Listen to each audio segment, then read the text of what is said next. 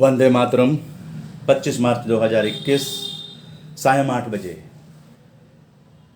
Facebook live RJS वाणी का audio के रूप में लेकर हाजिर है उदय मन्ना, सकारात्मक भारत जन आंदोलन के अंतर्गत। और आरजेएस वाणी गुरुवार को सायं 8 बजे होता है। और इसके साथ साथ आप जानते हैं कि जो शनिवार और रविवार को सायं 8 बजे आरजेएस पॉजिटिव मीडिया का यानी कि विजुअल होता है। तो आज आनंद लीजिए, सुनिए और सुनाइए फेसबुक लाइव सकारात्मक भारत जन आंदोलन का सकारात्मक सॉन्ग के साथ। आइए शुरू करते हैं।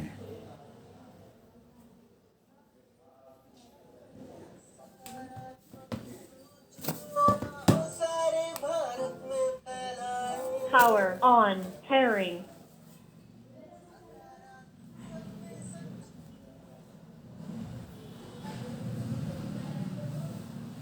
जी हाँ,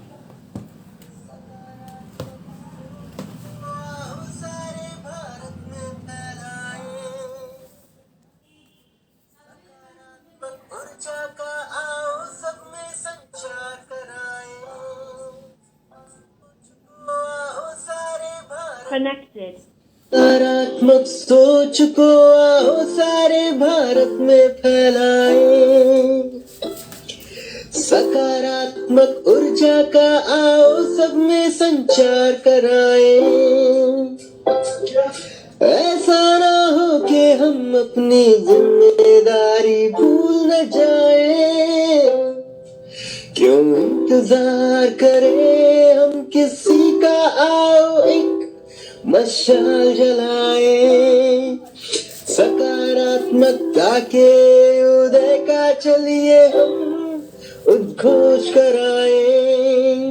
आरजेएस जय हिंद के नारों से अपना देश जगाए, आरजेएस वंदे मातरम से सारी सरकार जगाए।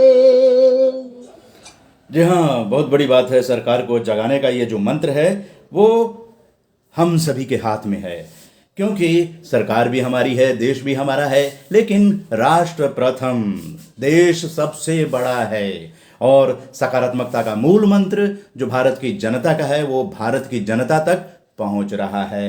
क्योंकि आप जानते हैं कि नकारात्मकता से इस देश को जो नुकसान हो रहा है, हर पीढ़ी सकारात्मक बने, इसकी एक बुनियाद आज सकारात्मक भारत जन आंदोलन, राष्ट्र प्रथम, भारत एक परिवार, इससे की जा रही है। और 80 साल के वरिष्ठ नागरिक अगर इस तरह की दुआएं जो आरजेएस फैमिली में हैं अगर दे रहे हैं, तो आइए उनकी बातों से आपको रूबरू कराते हैं।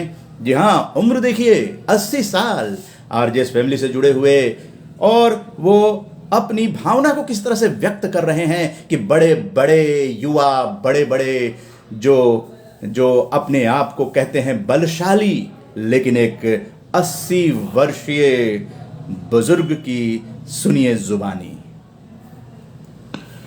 ओम राष्ट्र प्रथम, भारत एक परिवार, इस मुहिम को चलाने के लिए जन आंदोलन के रूप में इसकी सफलता के लिए हमें इसमें सकारात्मकता के साथ इस कार्य में जूझने के पहले अपने जीवन रक्षा का कवच धारण करना चाहिए। ये कवच हमारे सकारात्मक कार्य हैं। इसको अगर हम जानते हैं तो हमारा कोई कुछ बिगाड़ नहीं सकता है। सकारात्मकता भी सफल होगी, हमारे कार्य भी सफल होंगे, हमारी मुहिम भी पूरी होगी। लेकिन इसके लिए हमें अपने सकारात्मक उन कार्यों को जानना पड़ेगा जो हमारी रक्षा करते हैं। ये 9 कार्य हैं। पहला है निष्क्रिय नहीं होना और सक्रिय रहना। निष्क्रियता मृत्युदायी है, विनाशकारी हो सकती है, लेकिन निष्क्रियता को को हम नकारते हुए, उसको नेग्लेक्ट करते हुए हम सदा सक्रिय होने का प्रयास करते रहेंगे। दूसरी है कि हम पवित्र रहें, स्वच्छ रहें, स्वास्थ्य के लिए ये आवश्यक है। साथ ही ये स्वच्छता हमें पवित्र बनाती है। हमारी सोच को पवित्र जब हो जाती है स्वच्छ रहने की आदत से, तब हम पावन हो जाते हैं। पावन जब हो जाते हैं तो कोई भी अस्वस्थता, अविचार, कुविचार हमारे पर प्रभावी नहीं होते हैं। वे खुद बदल जाते हैं या वे दूर भाग जाते हैं। तीसरी हमारी कार्य करने की शक्ति है, वह आवश्यकता के अनुसार भौतिक और शारीरिक अंग प्रत्यंगों की सुरक्षा एवं संरचना। हमारे सभी अंग प्रत्यंग, जितने भी भाग हैं हमारे शरीर की, हर एक कोशिकाएं सुरक्षित तभी रहती हैं जब वे अपना जो निश्चित कार्य है वे करती हैं। इसके लिए स्वास्थ्य के, शरीर संरचना का, शरीर के कार्य करने की क्षमता का ज्ञान हमें लेना होगा और उसके अनुसार हमें अपने व्यवहार को बदलना पड़ेगा। चौथी कार्यकारिणी शक्ति है, उसको क्रूरता के बदले करुणा। आज करुणा शक्ति प्रकृति ने भी दी है। श्री अरविंदो घोष की भी चेतना आज हमें मिली है और आज की आध्यात्मिक ऊर्जा भी इस ओर हमें प्रेरित की है। ये क्रूरता, क्रूर हम कभी नहीं हो, चाहे वो मेरा दुश्मन ही क्यों नहीं हो, चाहे हमारी मौत का डंडा लेकर हमारे सामने क्यों नहीं खड़ा हो, हम उसके ऊपर भी दया करेंगे, क्रूर नहीं होंगे। ऐसा करने से वो दया के आगे उसका क्रूर हाथ, क्रूर शक्तियां, क्रूर अस्त्र निरस्त्र हो जाते हैं। पांचवी कार्यकारिणी शक्ति जो हमें मिली है वो मातृत्व है, मातृपुत्रवत व्यवहार। इसीलिए हम भारत को एक धरती और का भाग नहीं मानते हैं बल्कि माता मानते हैं। यही कारण है कि वह हमसे पुत्रवत व्यवहार करती है और हमारी सुरक्षा के लिए हर एक व्यवस्था की गई है। हमें ऊंचा पहाड़ देकर दुश्मनों को आने से रोक गई है, तो तीनों ओर से समुद्र से घेर कर हमें हमारी रक्षा समुद्र मार्ग से आने वाले दुष्टात्माओं से करती हैं, दुष्ट लोगों से करती हैं। साथ ही हवाई मार्ग से आने वालों की रक्षा के लिए हमारे ऊपर बड़े बड़े पर्वत शिखर खड़े हैं और साथ ही उनकी शक्तियां हमें रक्षा करने के लिए सदा उत्प्रेरित करती हैं। हमें अपने पर विश्वास करने की जरूरत है कि हम माता हमारी रक्षा में खड़ी है तो कोई कुछ बिगाड़ नहीं सकता। अगर माता किसी पुत्र के लिए यह मान ले कि वह अच्छा है, वह कोई बुरा काम नहीं कर सकता है, तो वह उसका बुरा से बुरा पुत्र भी बुरा काम नहीं कर सकता है। जैसा कि उदाहरण हमारे सामने है वो है उंगली माल राक्षस का, जिसके पुत्र को उन्होंने मारा, उन्होंने उसे अपना पुत्र मान लिया और उसके बाद उसका राक्षस स्वभाव कहाँ गया किसी को पता नहीं है। उनको बुद्ध के प्रचारक के रूप में हम सारी दुनिया पहचानती है। छठी कार्यकारिणी शक्ति है कन्या को दिव्य शक्ति की मान्यता देना। अगर हम कन्या को दिव्य शक्ति मानते हैं तो हमें दिव्य शक्ति मिलेगी। अगर कन्या को हम अपमान करते हैं या कन्या के साथ दुर्व्यवहार करते हैं या कोई गलत भावना रखते हैं तो वो शक्ति हमारी हमको नहीं मिलती है और हम कमजोर होते हैं और बदनाम होते हैं। और सातवीं कारिकाग्नि शक्ति है, जीवनी शक्ति है, प्राण है, जिसका विस्तार करने से दुश्मनी का निस्तारण करना ही उसका विस्तार है। प्राणों के विस्तार करना ही से ही दुश्मन दूर रहते हैं। इसलिए दुश्मन को देखते हुए न डर कर अपने प्राणों के विस्तार के लिए प्राणायाम की विधि का पालन करना चाहिए। श्री दिद्देवार साहब ने, गुरुदेव ने हमें प्राणायाम की 12 विधियां सिखाने का वचन दिया है। हम उनसे ये बात सीखें। 8वां कारिकाग्नि शक्ति जो हमें जरूरत है वो है समुचित वितरण और उपयोगिता। हमारी जो कुछ भी उपलब्धियां हैं, शुभ उपलब्धियां हैं, पुण्य की उपलब्धियां हैं, उसमें सबका हिस्सा होता है। जैसे आध्यात्मिक ऊर्जा हमें मिलती है, मुझे मिलती है, तो उसमें सबका समान अधिकार है। इसलिए उसे सबको उपयोग करना चाहिए, तभी हमारा संरक्षण और हम आनंद और सुख से रह सकेंगे। 9वीं जो कारिकाग्नि शक्ति हमें चाहिए वो है कर्म कुशलता। ये हमें अपने सकारात्मक कार्यों को दिन प्रतिदिन विकसित करना होगा।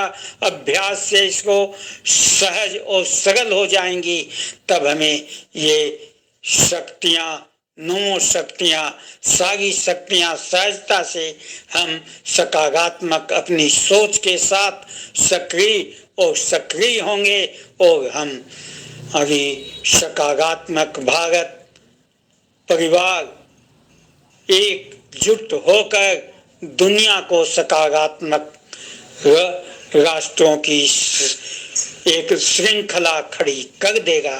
धन्यवाद। वंदे मातरम। राष्ट्र प्रथम, भारत एक परिवार। ओम शांति शांति शांति। यहाँ तो अभी आप देखें 80 साल के एक वरिष्ठ नागरिक ने किस तरह से एक अलख जगाई है सकारात्मकता की, और इसी तरह से जिस तरह से कि एक बुजुर्ग व्यक्ति का आशीर्वाद आरजेएस फैमिली को मिल रहा है, उसी तरह से मध्य प्रदेश सागर से अमित सोनी जी ने भेजा है, जो कि सकारात्मक कार्य कर रहे हैं, लगातार सकारात्मक प्रयास करते हैं। और आरजेएस वाणी का ये उद्देश्य है कि सुने सुनाएं, लोगों को सकारात्मक बनाएं। आरजेएस वाणी में आप जानते हैं कि ये आवाज के माध्यम से आप लोगों तक पहुंचेगा, और शनिवार और रविवार को हम सब रूबरू होकर बातचीत करेंगे। आइए, अमित सोनी जी ने मध्य प्रदेश सागर से क्या भेजा है, क्या किया है उन्होंने। ये हेडलाइन खबर भी छपी है प्रदेश टुडे में, और रहली जगह है, रहली कोई जगह है मध्य प्रदेश में। क्रांतिवीर रक्तदान शिविर में युवाओं ने उत्साह से रक्तदान कर दी और इस तरह से शहीदों को श्रद्धांजलि भी दी। और एक जो रक्त होता है वो कई लोगों की जिंदगियों को बचा सकता है। तो अमित सोनी जी का जो प्रयास है वो निश्चित रूप से बहुत ही सकारात्मक है, और रक्तदान करने में युवाओं का उत्साह बहुत ही लाजवाब रहा। 115 यूनिट रक्तदान हुआ शहीद दिवस के दिन। क्रांतिकारी सरदार भगत सिंह सुखदेव राजगुरु के 90वें बलिदान दिवस पर सद्भावना रक्तदान सेवा समिति के द्वारा रहली में रक्तदान शिविर का आयोजन किया गया, जिसमें युवाओं ने रक्तदान में जो उत्साह दिखाया वो दर्शनीय था। रक्तदान शिविर में सभी समाज के लोग, महिला पुरुष, पति पत्नी, पिता पुत्र संयुक्त रूप से रक्त देने में उत्साहपूर्वक रक्तदान किए और क्रांतिवीर रक्तदान शिविर समिति के संयोजक अमित सोनी और उनके साथी जो कि आरजेएस फैमिली से जुड़े हुए हैं, कोरोना काल में बीमार मानवता की सेवा में भोपाल, जबलपुर, सागर, दमोह जाकर अपने जीवन का खतरा उठाते हुए रक्तदान किया। ऐसे रक्तदान करने वाले रक्त वॉरियर सम्मान से 45 युवाओं को सम्मान पत्र देकर सम्मानित किया गया।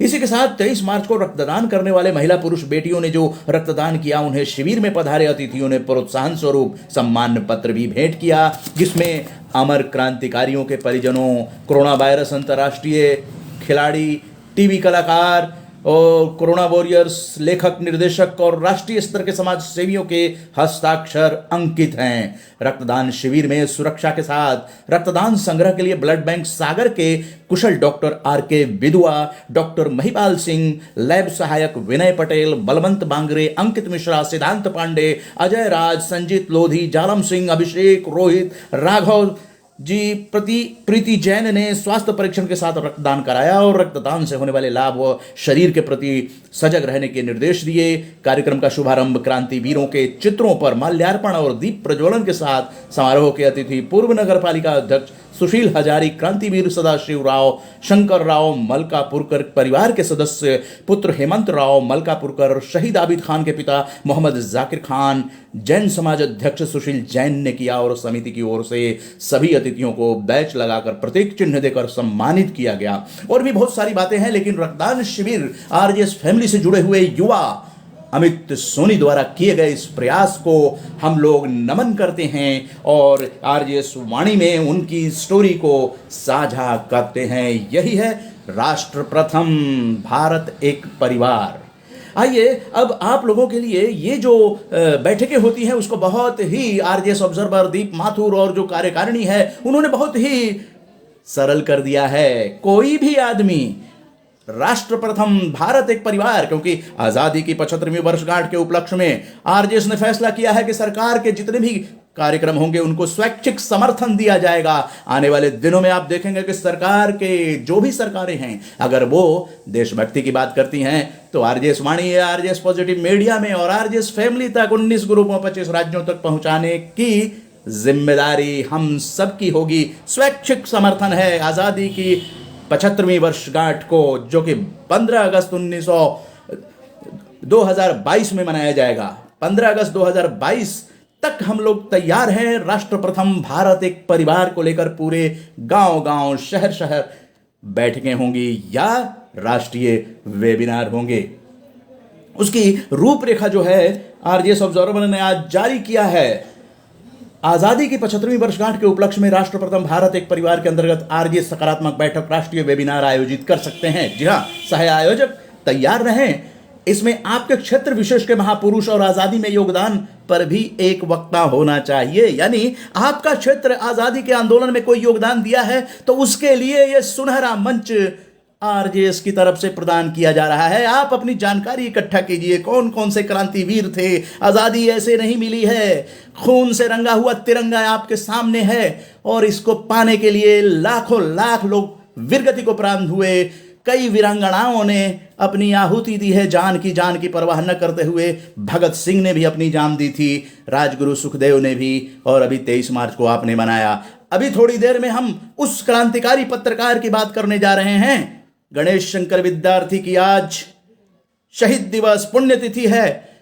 कौन थे गणेश शंकर विद्यार्थी, कितने लोग जानते हैं? यह जानना बहुत जरूरी है कि आखिर गणेश शंकर विद्यार्थी कौन थे। तो इस तरह के जो भी आपके क्षेत्र में क्रांतिकारी रहे हैं उसके बारे में आप बुजुर्गों से पूछिए और उनके बारे में अपनी बैठकों में बताइए। इसके साथ साथ सकारात्मक विषय ले लेंगे, समाजोपयोगी होना चाहिए, सारगर्भित विषय, समसामयिक या फिर कोई दिवस पर आधारित होना चाहिए। इसके लिए मुख्य अतिथि, मुख्य वक्ता और अतिथि वक्ता ये जरूरी कर दिया गया है, क्योंकि इससे जो फेसबुक लाइव होगा उसमें कुछ बातें निकल कर आएंगी। 3 बुद्धिजीवी शामिल किए जाएंगे।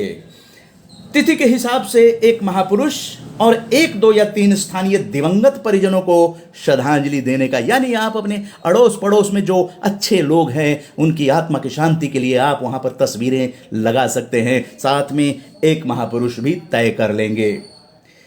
तिथि के हिसाब से ये महापुरुष तय किए जा सकते हैं और न्यूनतम अगर आप फिजिकल बैठक कर रहे हैं तो 10 पड़ोसी उसमें शामिल होने चाहिए और अधिकतम 30 लोगों की सीमा है। और कोरोना में सरकार के जो निर्देश हैं उसका पालन सब आयोजकों को करना होगा।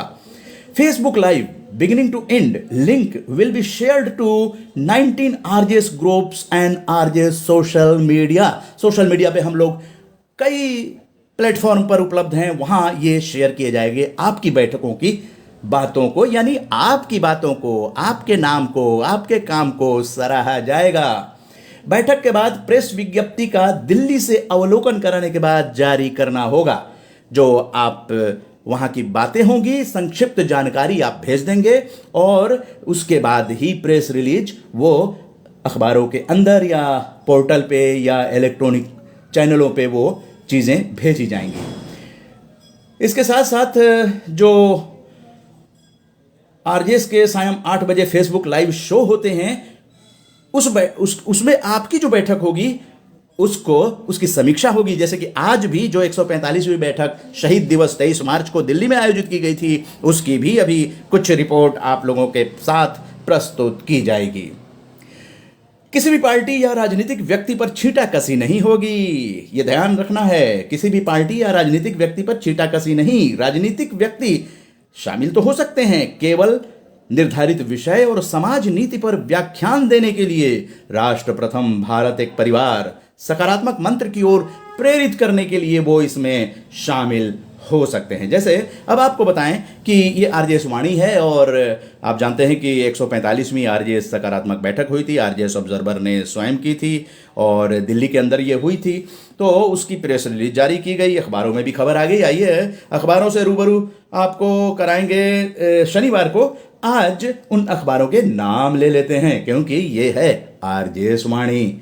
समाचार क्यारी, समाचार निर्देश, इन अखबारों ने 145वीं आरजेएस सकारात्मक बैठक की खबर प्रकाशित की है चित्र के साथ और हेडलाइन भी बनाया गया है, स्वामी विवेकानंद के नाम आरजेएस का राष्ट्रीय सम्मान। जी हां, आप जानते हैं आरजेएस ऑब्जर्वर दीप माथुर जी ने अपनी धर्म पत्नी स्वर्गीय श्रीमती शोभा दीप माथुर जी की स्मृति में स्वामी विवेकानंद के नाम का अवार्ड घोषित किया है।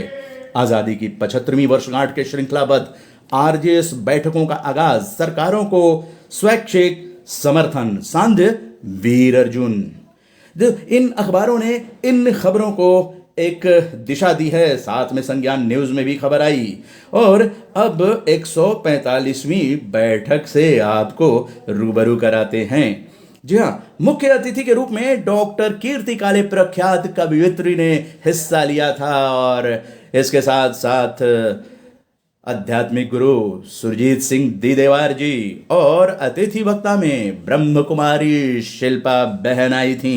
इसके साथ साथ 25-26 जो गणमान्य अतिथि दर्शक आए थे वो लोग भी इसमें शरीक हुए थे। तो आइए डॉक्टर कीर्ति काले की बातों से आपको रूबरू कराते हैं।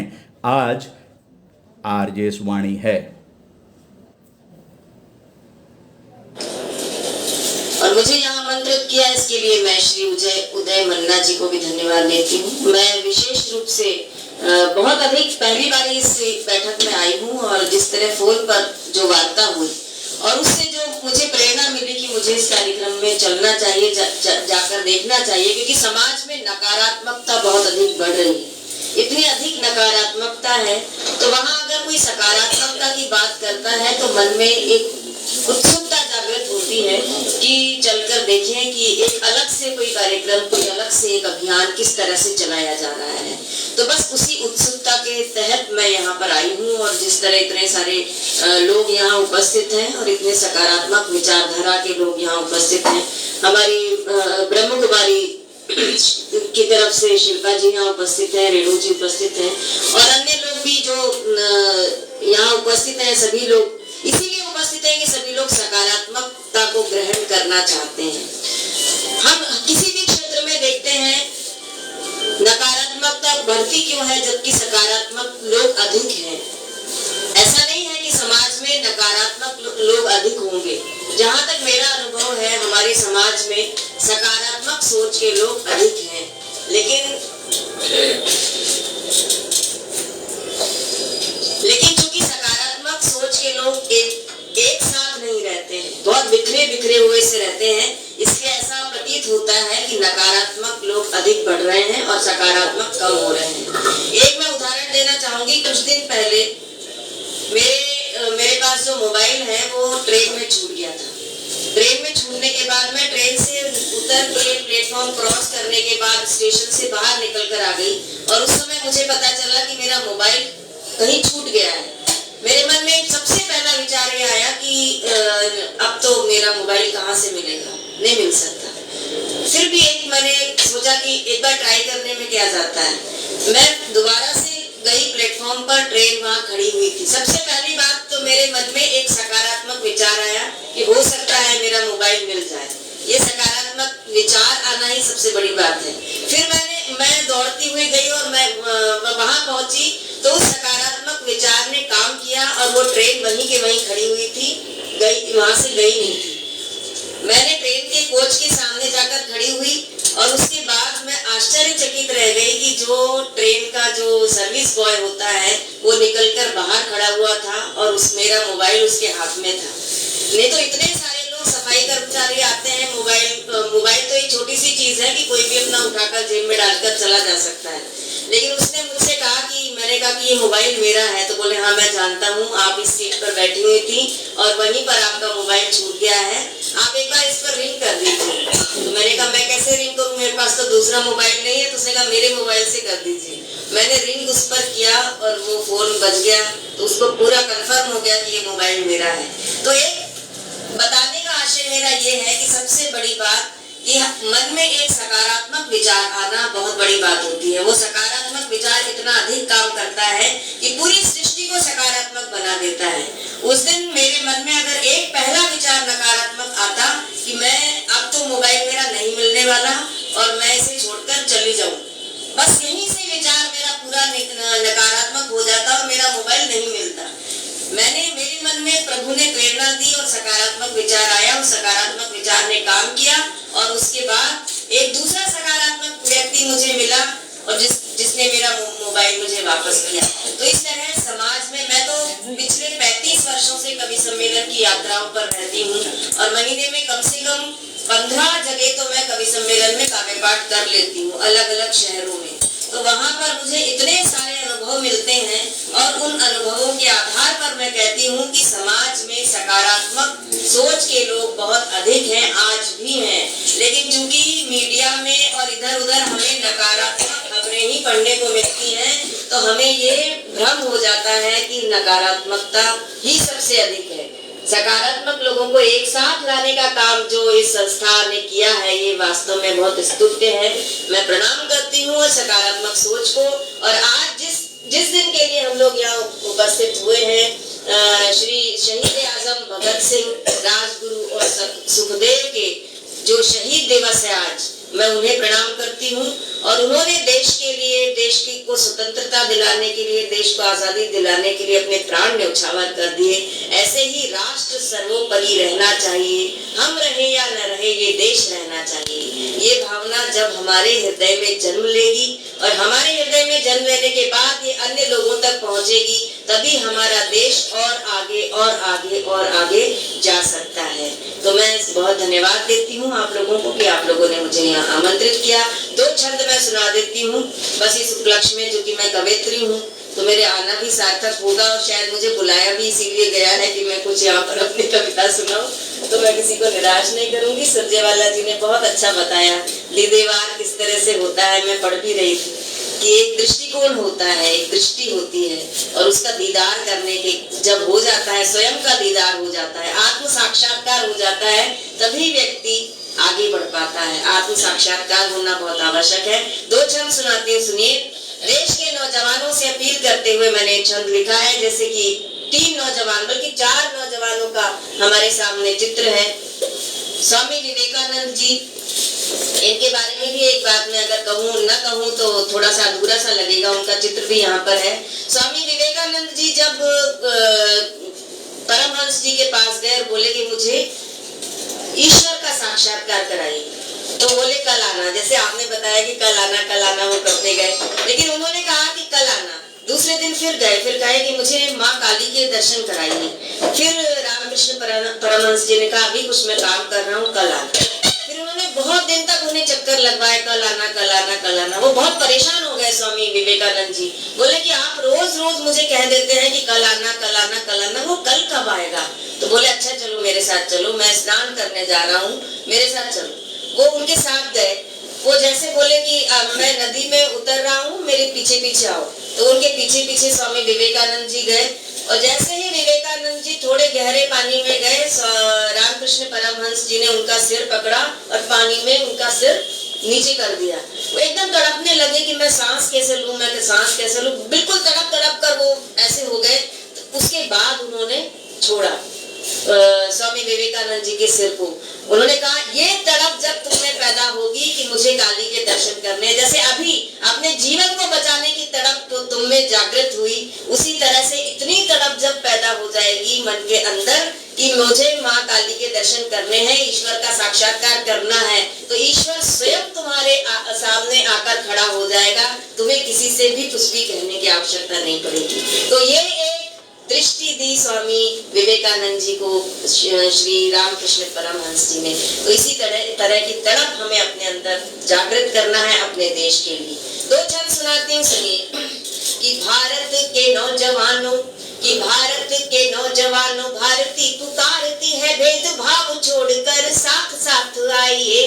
कि भारत के नौजवानों भारती पुकारती है, भेदभाव छोड़कर साथ साथ आइए। दांव पे लगी है फिर भारती की लाज, आज सिंहनाद कर सोए राष्ट्र को जगाइए। कि वाणी की विनम्रता न दोष बन जाए कहीं, कि वाणी की विनम्रता न दोष बन जाए कहीं। अपना प्रचंड रूप शत्रु को दिखाइए, और एक हाथ में तिरंगा और दूसरे में गंगा लेके फिर वंदे मातरम गीत गाइए। एक छंद और सुनिए।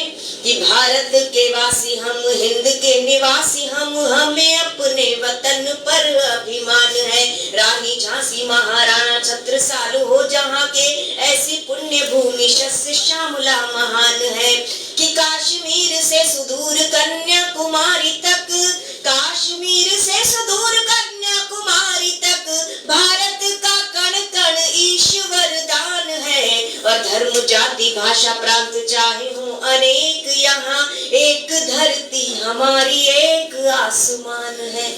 तो इसी तरह से एक धरती और एक आसमान हम लोग जब तक जान लेंगे तो हमारा ये सारा अभियान सफल हो जाएगा। बहुत बहुत धन्यवाद। जहाँ तो इस तरह से आपने देखा कि डॉक्टर कीर्तिकार, एक प्रख्यात कवयित्री ने आरजेएस की इस 145वीं बैठक दिल्ली में आकर किस तरह से सफल किया, कितनी अच्छी बातें बताईं, और ये सकारात्मक भारत आंदोलन को एक गति देने के लिए काफ़ी अच्छा है। यानी कवयित्री के मन में इस भारत को सकारात्मक बनाने की तड़प देखी जा सकती है। आपने सुना इन्हें, इसके लिए आपको बहुत बहुत धन्यवाद। अब आइए आपको मिलवाते हैं आध्यात्मिक गुरु सुरजीत सिंह दीदेवार जी, जो कि मुख्य वक्ता थे 145वीं आरजेएस सकारात्मक बैठक के। और उससे पहले कंपेयरिंग में उदय मन्ना ने क्या कहा, उसे भी लोगों ने बहुत पसंद किया, वो आप तक पहुंचाते हैं। युवाओं का देश है भारत। फिर भारत में नकारात्मकता कैसे नहीं खत्म हो सकती है? नकारात्मकता बिल्कुल खत्म हो जाएगी। क्यों? क्योंकि नकारात्मकता से नुकसान होता है। जब हमें अनुभव हो जाएगा कि हमारे नकारात्मक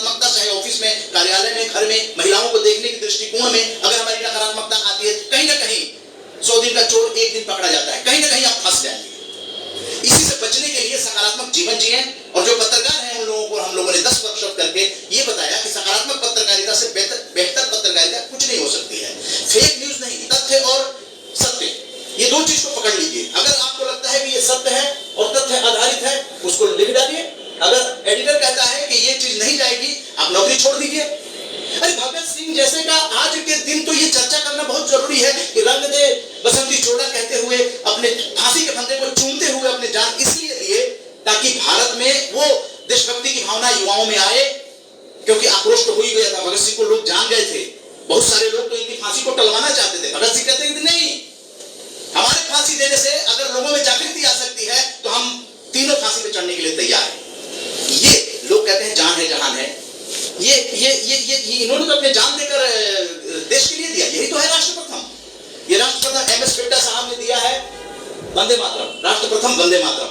तो समाज के अंदर जो अच्छी चीज है उसको हम लोग लेते चले। जो अच्छी चीज लगती है सिर्फ अपने लिए नहीं, अपने लिए अगर सोचेंगे तो फिर आपके अंदर जोश नहीं आएगा। ना तो भगत सिंह के रास्ते पे चल सकते हैं, फिर तो आप कहेंगे कि पड़ोसी के घर में तो भगत सिंह अच्छा लगता है, हमारे घर में नहीं होना चाहिए। यही एक है कि जब तक हम अपने आप को कुर्बान नहीं करेंगे, आप जितने लोग आए हुए हैं शहीदों को श्रद्धांजलि देने के लिए, ये आपका ऐतिहासिक मौका होना चाहिए। आप जहां भी खड़े हैं, जहां भी बोल रहे हैं, आप सोचें कि आप जो बोल रहे हैं वो दिल से बोल रहे हैं। आपके अंदर जरूरी नहीं है कि आपकी भाषा बहुत अच्छी हो, जरूरी नहीं हो कि आपका जेस्चर पोस्चर दूसरों को अच्छा लगे, जरूरी नहीं है, लेकिन हाँ भाव आपके पास पहुंचना चाहिए। जैसे शिल्पा बहन ने अपने भाव को हर बार पहुंचाती है, आत्मीयता के साथ उन्होंने विवेकानंद जी का स्मरण कराया है।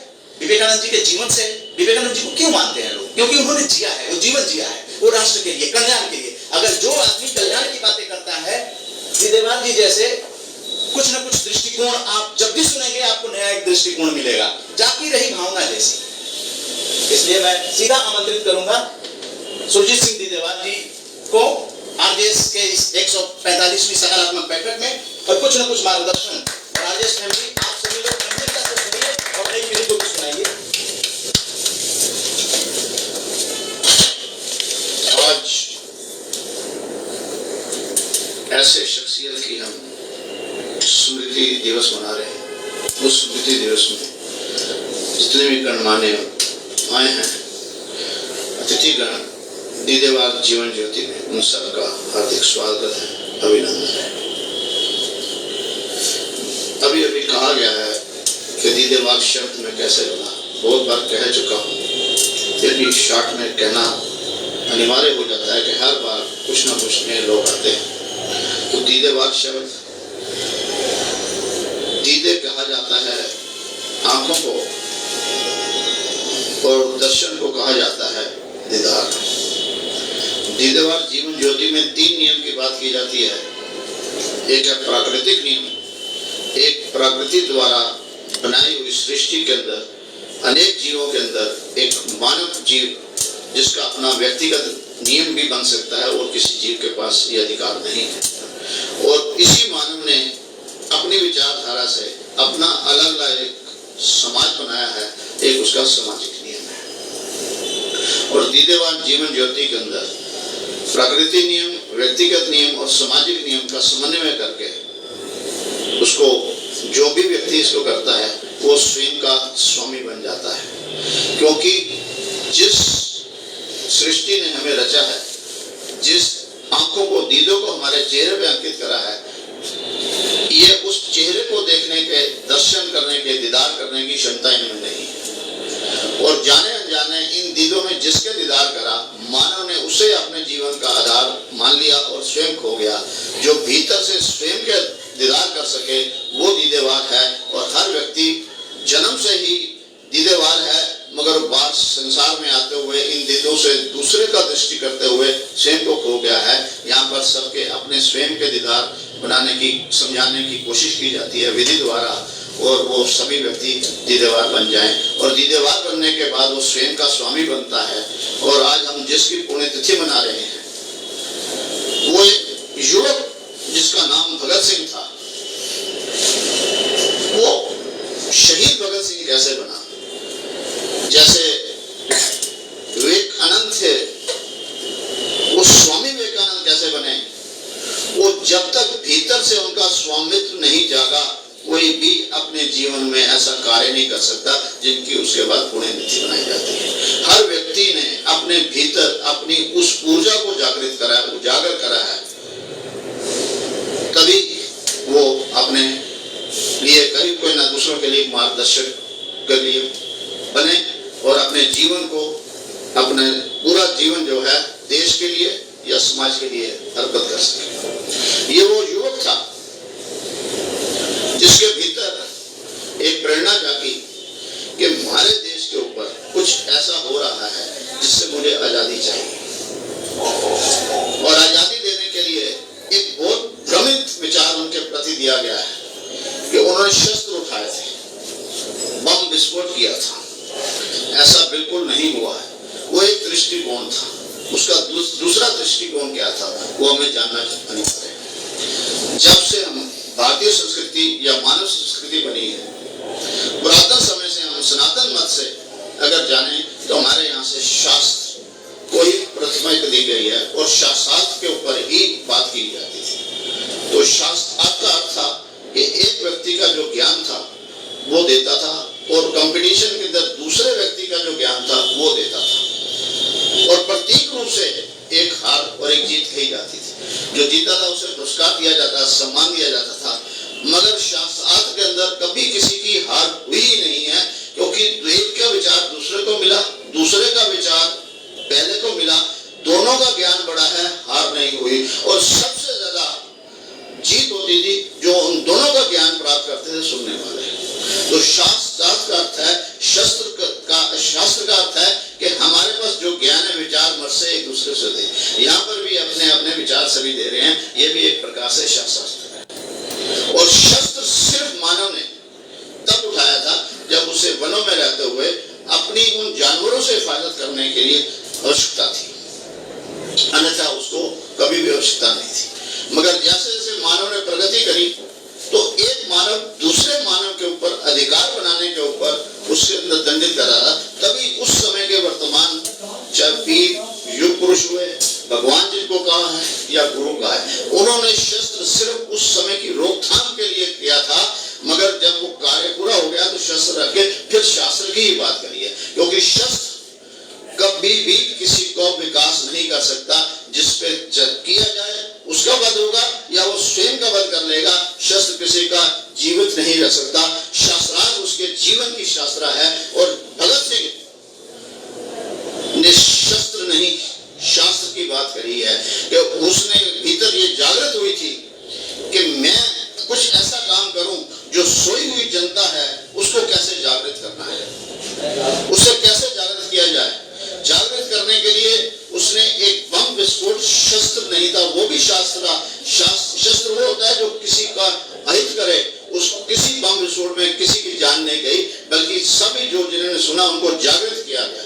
वो ये भीतर उनके जब तक वो भीतर की ऊर्जा को उजागर करके अपने भीतर के स्वयं के स्वामी बनकर, वो किसी से प्रेरित नहीं, अपने भीतर से प्रेरित होकर उन्होंने बम विस्फोट कर वहीं खड़े रहकर ये सोई हुई बाकी जनता को जागृत करा था कि अगर सब हम एक बन जाए तो ये हमारा कुछ नहीं कर पाते। वो भी शास्त्र की बात थी। और उसी बात को लेकर एक करमचंद गांधी जो बाद में महात्मा गांधी बने, उन्होंने इसी को लेकर सारे समूह को अपने विचार से एकत्रित कर, और जब अंग्रेजों को ये मालूम पड़ गया कि अब ये सारे जो हैं एक हो गए हैं, इनके भीतर की ऊर्जा जो पूर्ण रूप से जागृत हो चुकी है, ये किसी वक्त भी हमारे को पाव में ले जाएंगे। गांधी जी के विचार और जो भगत सिंह की जो दी हुई शिक्षा है, अगर हम पर विस्फोट हो गई तो हम में से कोई जीवित नहीं बन पाएगा। उनका निर्णय सारा समूह लेकर, सबके साथ लेकर तभी हमें आजादी मिली है। और प्रथम सहयोग जो है भगत सिंह के नाम से, उसके साथ जो यंग साथी थे जिनका हम तीनों गाज बना रहे हैं, वो अपने स्वीकार भाव से उन्होंने वो फांसी स्वीकार करी है। नहीं तो कईयों ने उनको हटाने की कोशिश करी। तो एक जो दिशा हमें भगत सिंह के लिए बम विस्फोट की बात कही थी, वो शस्त्र नहीं था, वो भी शास्त्र ही था। अगर हम ऐसे करके अपने अंदर विचार विमर्श करके शास्त्र के द्वारा माध्यम से इसको देंगे तो ये हम आज की युवा को प्रेरित करेंगे। और वर्तमान स्थिति के अंदर वो उस समय युवा थे, आज वर्तमान स्थिति के अंदर जब हम एक होकर अपने विचारधारा से करेंगे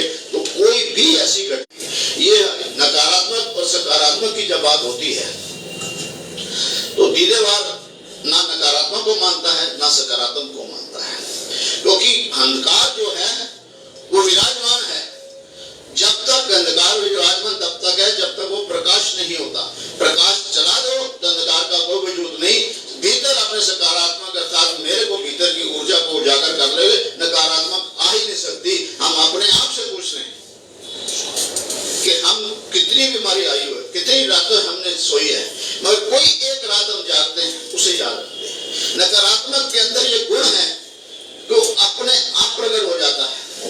पानी जो है ऊपर से नीचे अपने आप बहता है, पर ऊपर ले जाने के लिए कोशिश करनी पड़ती है। सो अगर प्रकाश चाहिए तो हमें अंधकार नहीं चाहिए। अंधकार जाने के लिए सिर्फ प्रकाश में करना जरूरी है, और ये मानव के अंदर ही है, और मानव के अंदर स्वयं का स्वामी होते हुए, जैसा अभी मन्ना साहब ने कहा था कि हमारे भीतर इतनी ऊर्जा है प्रकृति नियम के अनुसार कि हर व्यक्ति अपने अंदर उजागर हो जाए। तो जिसने भी मानव के अंदर जो भी सुख सुविधा बनाई है, उस स्वयं के अंदर स्वयं का स्वामी बन के बनाया है। ब्रह्म कुमारी भी जो आए हैं, इनके भी जो बाबा हैं, उनके भीतर अपने अंदर ऊर्जा, आप स्वयं के स्वामी बने हैं तो दिशा दे पाए हैं। हमें भी अपने भीतर अपने स्वयं का स्वामी तो जगाने, इसके लिए हम अपने आप को देखें। ये गीत सदियों से हम गा रहे हैं, पंख होते तो उड़ जाते, पंख होते तो उड़ जाते। गीत गाने से या आस्था रखने से या प्रार्थना करने से क्या हमें पंख मिल गए या उड़ सके? नहीं। एक ऐसे व्यक्ति विशेष ने अपने भीतर वो अपनी ऊर्जा को उजागर करा, और पूछो अपने आप से, मानव आज के, क्या तू उनसे ऊंचा उड़ रहा है कि नहीं हुआ जिनको पंख मिले? ये तेरे अंदर भीतर जो शक्ति है, ये तेरे अंदर अपनी उजागर है। तेरे सामने समस्या जब तक है, जब तक तेरे को उसका समाधान नहीं पता, और तेरे को समाधान तेरे पास है, क्योंकि समस्या आने से पहले समाधान पहले है। मानव प्रकृति ने जब मेरे को इस सृष्टि में रचा भेजा है, तो मेरे को 5 ही 7 चीजें चाहिए थी जीवन जीने के लिए: वायु, अग्नि, जल, मिट्टी, और इस सब के अंदर रहने के लिए एक स्पेस, जगह। इससे ज्यादा मुझे नहीं चाहिए जीवन जीने के लिए। ये वनों में रहते हुए हर प्राणी, जीव प्राणी रहता है, और जो भी वनों में जीव प्राणी दूसरे रहते हैं, इससे ज्यादा उनकी उपलब्धि नहीं है, उनकी जरूरत नहीं है। मगर मानव को एक ऐसी शक्ति दी थी कि तूने अपनी सुगमता के लिए, अपनी प्रगति के लिए खुद अपने भीतर उजागर करना है। ये तेरे को दिया, और सृष्टि ने अपने पास नहीं रखी, इसलिए हमें कभी किसी प्रार्थना से कुछ प्राप्त नहीं होगा।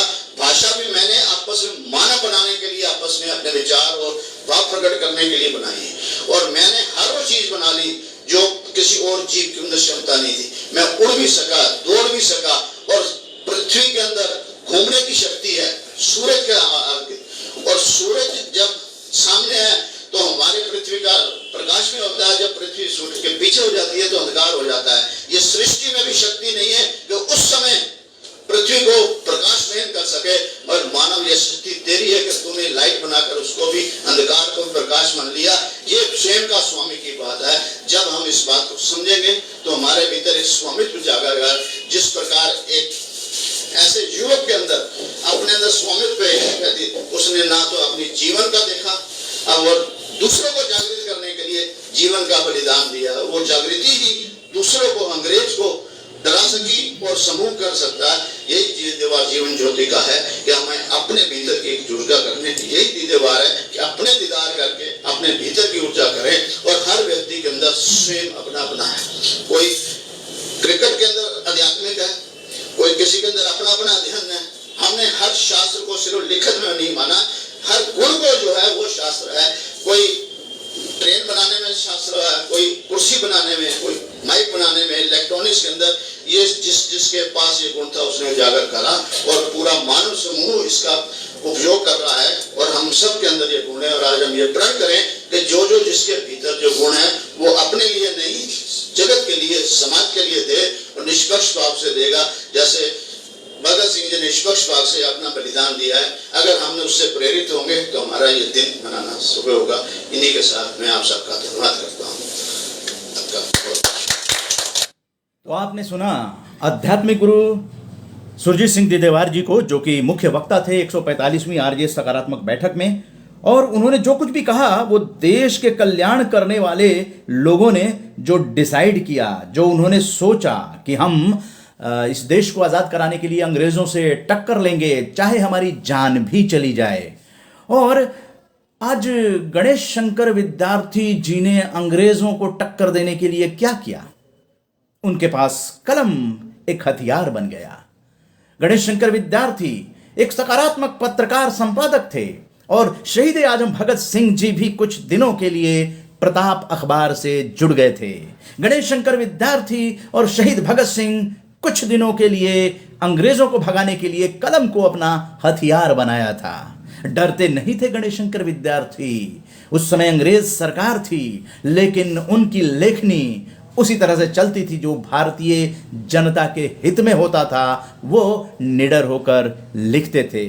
क्या कहानी रही है गणेश शंकर विद्यार्थी की? आइए आज उनकी पुण्यतिथि कहें, शहीद दिवस कहें, बलिदान दिवस कहें, क्या हुआ था 25 मार्च को और उन्होंने अपना बलिदान दे दिया था। आखिर हमारे पत्रकार किसी जमाने में इस तरह के भी हुआ करते थे, इस तरह के भी हुआ करते थे कि अपनी जान की परवाह नहीं करते थे और जनता के हित में, जनता के लिए सकारात्मक पत्रकारिता से जुड़ गए थे। और देश हित में पत्रकारिता, क्योंकि राष्ट्र प्रथम, भारत एक परिवार, यही तो है जो जन कल्याण की भावना शहीद आजम भगत सिंह में थी, गणेश शंकर विद्यार्थी में थी। वो किस तरह से अंजाम तक पहुंची, अपने जान न्यौछावर करके भी देश को आजाद करा दिया। ऐसे लोगों को नमन है। तो आइए सुनते हैं गणेश शंकर विद्यार्थी के जीवनी के बारे में। आरजेएस वाणी में आपका स्वागत है। 25 मार्च 1931 एक ऐसी शख्सियत, एक ऐसा पत्रकार जो सकारात्मक पत्रकारिता करते हुए बलिदान हो गया इस देश की खातिर, इस समाज में फैल रहे दंगे को रोकने की खातिर। गणेश शंकर विद्यार्थी एक ऐसा पत्रकार जो दंगा रोकने निकल पड़ा था और मार डाला गया। उसका शरीर इस दुनिया में नहीं रहा, लेकिन उसके विचार तब भी अव्वल थे, आज भी हैं और कल भी रहेंगे। तो आइए फेसबुक लाइव में ऐसे वीरगति को प्राप्त गणेश शंकर विद्यार्थी जैसे शख्सियत के बारे में चर्चा कर सकारात्मक पत्रकारिता के बारे में बातचीत करते हैं। गणेश शंकर विद्यार्थी 26 अक्टूबर 1990 को जन्मे थे और 25 मार्च 1931 को वीरगति को प्राप्त कर गए। आजादी की शुरुआती लड़ाई में हिंदू और मुसलमान दोनों ही साथ थे, पर अंग्रेजों ने भावनाओं से खेलना शुरू किया, धार्मिक भावनाएं भड़काईं और वो सब होने लगा जो होना नहीं चाहिए था। बंगाल विभाजन के रूप में इसका पहला धमाका देखने को मिला और ये 1920 आते आते बहुत बढ़ गया था। दंगे होने लगे थे, देश भर में सांप्रदायिक हिंसा फैलने लगी। इस हंगामे से एक पत्रकार बेहद परेशान था जो ये सब बर्दाश्त नहीं कर पाया और वो पत्रकार अमन का परचम थामकर दंगीली गलियों से गुजरने लगा, लोगों को समझाने लगा। ये पत्रकार थे गणेश शंकर विद्यार्थी। 1931 का वक्त था, सारे कानपुर में दंगे हो रहे थे। मजहब पर लड़ने वालों के खिलाफ जिंदगी भर गणेश शंकर विद्यार्थी लड़े, वही मारकाट उनके आसपास हो रही थी। लोग मजहब के नाम पर एक दूसरे को मार रहे थे। ऐसे मौके पर गणेश शंकर विद्यार्थी से रहा न गया और वो निकल पड़े दंगे रोकने। कई जगह पर तो वो कामयाब भी रहे। कुछ ही देर में वो दंगाई की एक टुकड़ी में फंस गए। ये दंगाई उन्हें पहचानते नहीं थे। इसके बाद विद्यार्थी जी की बहुत खोज हुई पर वो मिले नहीं। आखिर उनकी लाश एक अस्पताल की लाशों के ढेर में पड़ी हुई मिली। लाश इतनी फूल गई थी कि उसको लोग पहचान भी नहीं पा रहे थे। 29 मार्च को उनको अंतिम विदाई दी गई। उनकी इस तरह की मौत इस बात की गवाही देती है कि गणेश शंकर विद्यार्थी जितना अपनी कलम से एक्टिव थे उतना ही वो रियल लाइफ में भी एक्टिव थे। कुछ और बातें गणेश शंकर विद्यार्थी के बारे में। मानहानि के केस में वो 7 महीने तक जेल में भी रहे। गणेश शंकर विद्यार्थी वैसे तो अपनी पूरी जिंदगी में 5 बार जेल गए। आखिरी बार वो 1921 में जेल गए थे। विद्यार्थी जी ने जनवरी 1921 में अपने अखबार में एक रिपोर्ट छापी थी रायबरेली के एक ताल्लुकदार सरदार वीरपाल सिंह के खिलाफ। वीरपाल ने किसानों पर गोली चलवाई थी और उसका पूरा ब्यौरा प्रताप में छापा गया था। इसलिए प्रताप के संपादक गणेश शंकर विद्यार्थी और छापने वाले शिव नारायण मिश्र पर मानहानि का मुकदमा हो गया। ये मुकदमा लड़ने में उनके 30,000 रुपए खर्च हो गए। पर प्रताप इस केस से फेमस हो गया, खासकर किसानों के बीच। गणेश शंकर विद्यार्थी जी को सब पहचानने लगे। उनको लोग प्रताप बाबा कहते थे। इसी दौरान उन पर केस चला, गवाही हुई। गवाही के रूप में इस केस में मोतीलाल नेहरू और जवाहरलाल नेहरू भी पेश हुए थे और सारी गवाही होने के बाद फैसला ताल्लुकदार के फेवर में गया। दोनों लोगों पर 2-2 केस थे और दोनों लोगों को 3-3 महीने की कैद हुई और 500 रुपए का जुर्माना हुआ। अंग्रेजों को भी प्रताप से प्रॉब्लम थी, इसलिए ये सही मौका था कि प्रताप को वो लपेटे में ले लेते, तो उन्हें ले भी लिया गया। एडिटर और छापने वाले दोनों से 5-5 हजार का मुचलका और 10 हजार की जमानतें मांगी। मुकदमे के दौरान ये उनको करना ही पड़ा, वरना गोलीकांड का पूरा खुलासा न हो पाता। पर जब फैसला हो गया तो विद्यार्थी जेल चले गए। छपाई वाले मिश्रा जी नहीं गए क्योंकि उनको दिल की बीमारी थी। उधर रायबरेली केस की अपील भी कर दी गई थी, जो विद्यार्थी की जेल यात्रा के दौरान ही 4 फरवरी 1922 को खारिज भी हो गई। 7 महीने से ज्यादा विद्यार्थी जेल में रहे। इस दौरान उन्हें लिखने के लिए एक डायरी मिली थी। इसमें जनवरी के लास्ट से लेकर मिड मई तक की एंट्री है। 22 मई को जब जेल से निकले तो उनको डायरी के बेस पर ही उन्होंने अपनी जेल यात्रा का सारा किस्सा लिखा। जेल जीवन की झलक नाम से सीरीज छपी और बहुत हिट रही। गांधी जी के बाद कोई मजहब के नाम पर लड़ना रोक सकता है तो वो है मोहानी। हजरत मोहानी को तो जानते ही होंगे आप, वही जिन्होंने गजल लिखी है, चुपके चुपके रात दिन आंसू बहाना याद है। गणेश शंकर विद्यार्थी और उन्नाव के हजरत मोहानी साहब बहुत अच्छे दोस्त थे। हजरत मोहानी की 1924 में जब जेल से वापसी हुई तो गणेश शंकर विद्यार्थी ने उनकी तारीफ में प्रताप में एक लेख लिखा, जिसमें उन्होंने लिखा था कि मौलाना को मजहब के नाम पर लड़ने झगड़ने वालों को रोकना चाहिए। और मोहानी ही है जो गांधी के बाद लोगों को मजहब के नाम पर एक दूसरे को मारने से बचा सकते हैं। विद्यार्थी जी के बारे में यह भी बड़ी इंटरेस्टिंग है कि 16 साल की उम्र में ही अपनी पहली किताब महात्मा गांधी से इंस्पायर होकर लिख डाली थी। किताब का नाम था हमारी आत्मोत्सर्गता। 1911 में ही उनका एक लेख हंस में छप चुका था। लेख का शीर्षक था आत्मोत्सर्गता। प्रताप अखबार की शुरुआत विद्यार्थी जी ने 9 नवंबर 1913 में की थी। विद्यार्थी जी के जेल जाने के बाद प्रताप का संपादन माखनलाल चतुर्वेदी और बाल कृष्ण शर्मा नवीन जैसे बड़े साहित्यकार करते रहे। झंडा ऊंचा रहे हमारा गीत, जो श्यामलाल गुप्त पार्षद ने लिखा था, उसे भी 13 अप्रैल 1924 से जलियांवाला की बरसी पर विद्यार्थी ने गाया जाना शुरू करवाया था। तो ये गणेश शंकर विद्यार्थी का संघर्ष, न केवल वो एक पत्रकार थे बल्कि रियल लाइफ में भी वो एक्टिव थे और जिस तरह से दंगे में जाकर अपनी जान गंवा दी, ये दिखाता है कि वो भारत से कितना प्यार करते थे। राष्ट्र प्रथम, भारत एक परिवार। जी हाँ, फेसबुक लाइव देखते रहिए। ये फेसबुक लाइव आरजेएस के सकारात्मक भारत जन आंदोलन का एक हिस्सा है, जिसका हर एपिसोड सकारात्मकता से परिपूर्ण है। राष्ट्र प्रथम, भारत एक परिवार का आगाज 23 मार्च शहीद दिवस 2021 से कर दी गई है और आगे जितनी भी आरजेएस की सकारात्मक बैठकें होंगी उसमें इस बात की झलक होगी। जो भी क्रांतिकारी रहे हैं उस क्षेत्र के जहां बैठक हो रही है उसके बारे में सह आयोजक जानकारी जुटाएंगे और उसको जनता तक पहुंचाएंगे। अब सकारात्मक बैठकें आप राष्ट्रीय वेबिनार के माध्यम से भी कर सकते हैं।